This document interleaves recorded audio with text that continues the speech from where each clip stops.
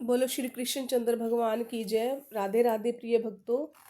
आज हम प्रेम सागर जी के 17वें अध्याय का अध्ययन करते हैं।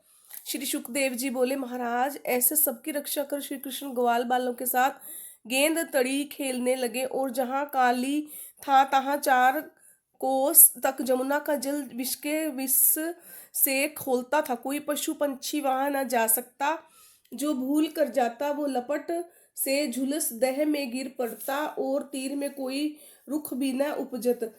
एक अविनाशी कदम तट पर था, सोई था। राजा ने पूछा, महाराज वह कदम कैसे बचा?" मुनि बोले, किसी समय अमृत चोंच में लिए गरुड़ विष पेड़ पर आ बैठा था, जिसके मुख से एक बूंद गिरी थी, इसलिए वह रुख बचा।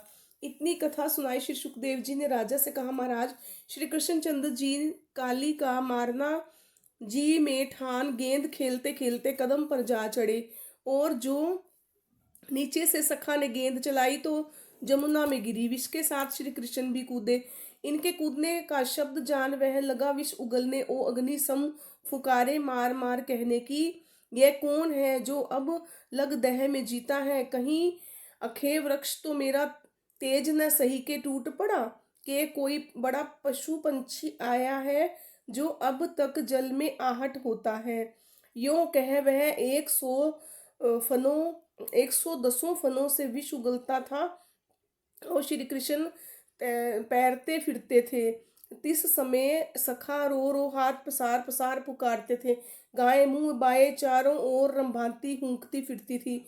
ग्वाल न्यारे ही कहते थे, शाम बेग निकल आइए, नहीं तुम बिन घर कैसे जाएं, हम क्या उत्तर देंगे। ये तो यहाँ दुखित हो यूं कह रहे थे।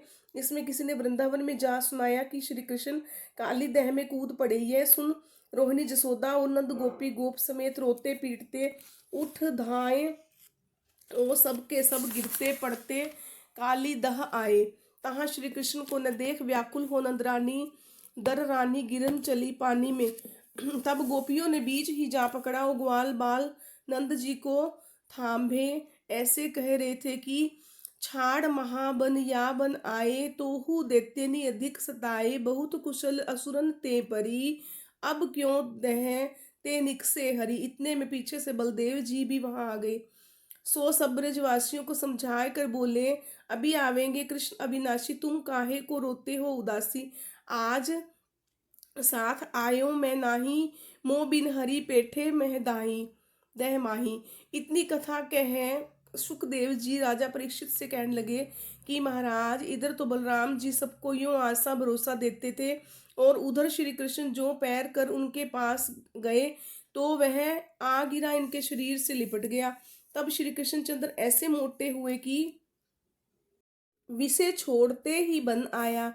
फिर तो जो जो वह फुकारे मार मार इन पर फन चलाता था, तो वे अपने को बचाते थे। निदान ब्रजवासियों को अति दुखित जान श्री कृष्ण एकाएकी उचक उसके सिर पर जा चढ़े। 3 लोक को बोझ ले भारी ये भय मुरारी, फन फन पर नाचत फिरे बाजे पग पटतारी। तब तो मारे बोझ के काली मरने लगा।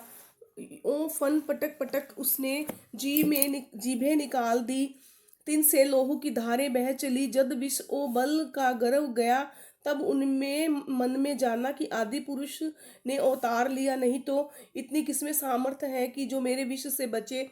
यह समझ जीव की आस तज शिथिल हो रहा। वह नागपत्नी ने आए हाथ जोड़कर सिर निवाई विनती कर श्री कृष्णचंद्र से कहा कि महाराज आपने भला किया जो इस दुखदाई अति अभिमानी का गर्व दूर किया। अब इसके भाग जागे जो तुम्हारा दर्शन पाया। जिन चरणों को ब्रह्मा आदि सब देवता जप तप कर ध्यावते हैं, सोई पद काली के शीश पर विराजते हैं।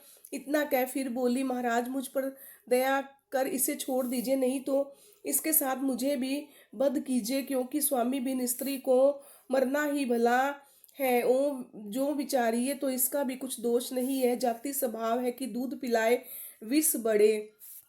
इतनी बात नागपत्नी से सुन श्री कृष्णचंद्र उस पर से उतरे और तब प्रणाम कर हाथ जोड़कर काली बोला, नाथ मेरा अपराध क्षमा कीजिए, मैंने अनजाने आप पर फन चलाए हम अधम जाति सरप हमें इतना ज्ञान कहाँ जो तुम्हें पहचाने।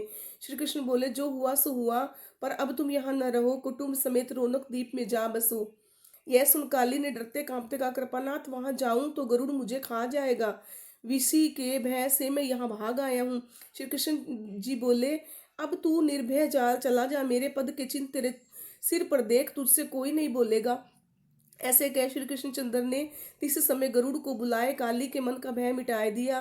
तब काली ने धूप दीप नैवेद्य समेत विधि से पूजा कर बहुत सी भेंट श्री कृष्णचंद्र के आगे धर हाथ जोड़ विनती कर विदा होए कहा, चार गरीम नाचे मो माथा, यह मन प्रीति राखियो नाथा। यों कह दंडवत कर काली तो कुटुंब समेत रौनक द्वीप को गया। यों श्री कृष्णचंद्र जी जल से बाहर आए। यहाँ पर 17वें अध्याय की कथा समाप्त होती है। अगले वीडियो में हम 18वें अध्याय की कथा को सुनेंगे। बोलो श्री कृष्णचंद्र भगवान की जय, राधा रानी की जय।